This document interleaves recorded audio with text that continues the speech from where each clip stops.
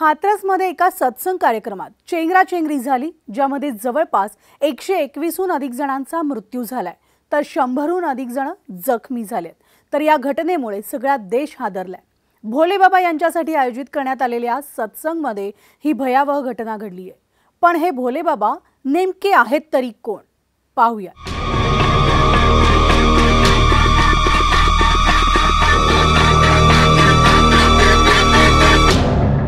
58 वर्षीय भोले बाबा उर्फ नारायण साकार विश्वहरी यांचं खरं नाव सूरजपाल सिंग असं आहे आणि जवळपास 40 वर्षांपूर्वी ते उत्तर प्रदेश पोलिसात हवालदार म्हणून रुजू झाले होते। 10 वर्ष पोलिसात नोकरी केल्यानंतर त्यांनी ही नोकरी सोडली आणि त्यांचं शेवटचं पोस्टिंग आग्र्यामध्ये झालं, अशी माहिती त्यांचा माग काढण्यासाठी त्यांच्या गावी गेलेल्या पोलिसांनी दिली आहे।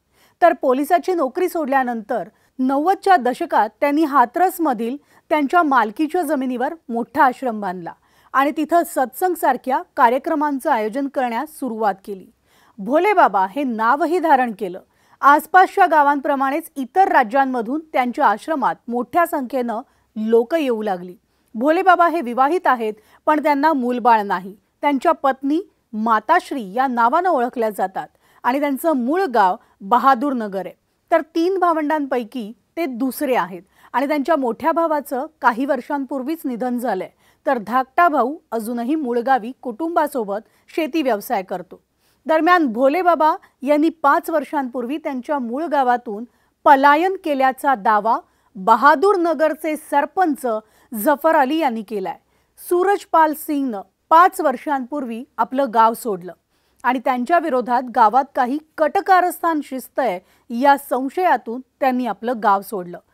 तर आता ते राजस्थानमध्ये राहत असल्याची सुद्धा चर्चा सुरू आहे आणि गेल्या वर्षी ते पुन्हा त्यांच्या गावी आले। त्यांनी त्यांची मालमत्ता एका ट्रस्टच्या नावे केली असं देखील सांगितलं जातंय। तर हे सूरजपाल सिंग उर्फ नारायण साकार विश्वहरी उर्फ भोले बाबा यांच्या सत्संगमध्ये काल लहान मुलं आणि बायकांसह 121 जणांचा मृत्यू झालाय। पोलिसांनी दिलेल्या माहितीप्रमाणे हा प्रायव्हेट कार्यक्रम असल्यामुळे बाहेरील सुरक्षा पोलिसांच्या अखत्यारीत होती, पण त्यातल्या आतल्या कार्यक्रमाची व्यवस्था खासगी होती।